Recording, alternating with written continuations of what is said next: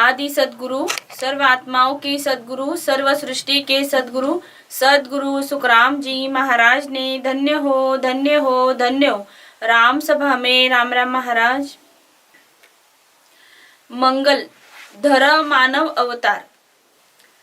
धर मानव अवतार, न गायो राम को,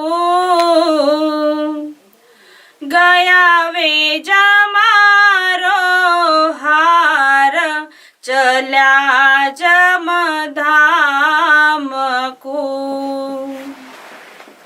अंत समय के लेन, भजन नर करत है,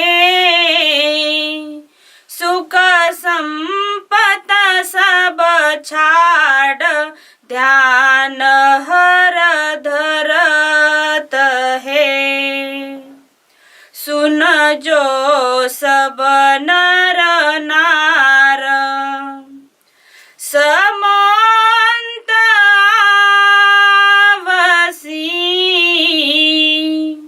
शिवरन बिन जमदूत, पकड़ ले जावसी।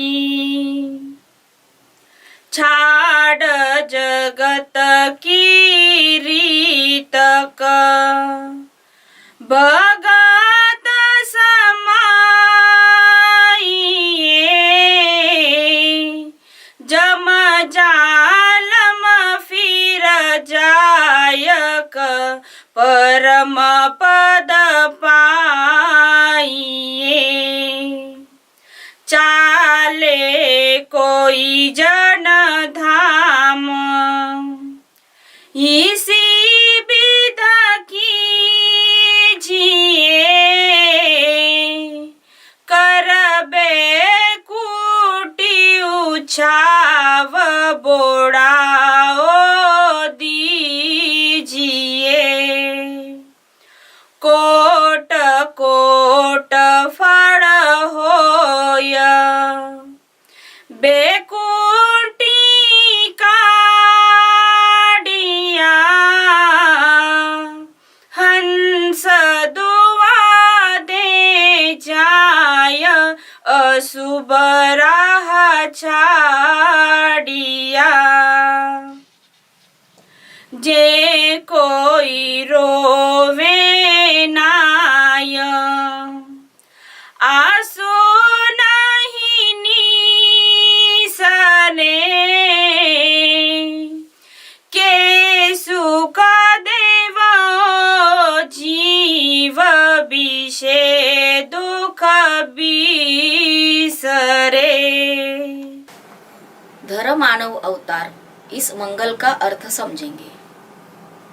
जिस नर नारी ने मनुष्य तन पाकर राम जी का गायन नहीं किया और बलि मांगने वाले देवी देवताओं के भक्ति में और विषय वासनाओं में रम के मनुष्य तन हार गए हैं, उन्हें यम के धाम दुख भोगवाने ले जाता है। पूरी उम्र राम जी का भजन करना भूल गया और शरीर छूटने के चंद सांसों पहले सुख संपत्ति को झूठा समझकर उसमें से मोह निकाल दिया और वही प्रेम हर के ध्यान में लगा दिया, तो भी वह जीव यमद्वार ले जाने से छूट जाता है। हर मनुष्य के शरीर का अंत समय आएगा और अंतिम समय तक भी हर का स्मरण नहीं हुआ तो उस जीव को यम निश्चित रूप से यमधाम को पकड़ ले जाता। यह सभी जीवों ने ज्ञान से समझना है। अंतिम समय में कुटुंब परिवार वालों ने जगत की यानी जीव को काल ग्रासने की रीत त्याग कर हर के भक्ति की रीत करनी चाहिए।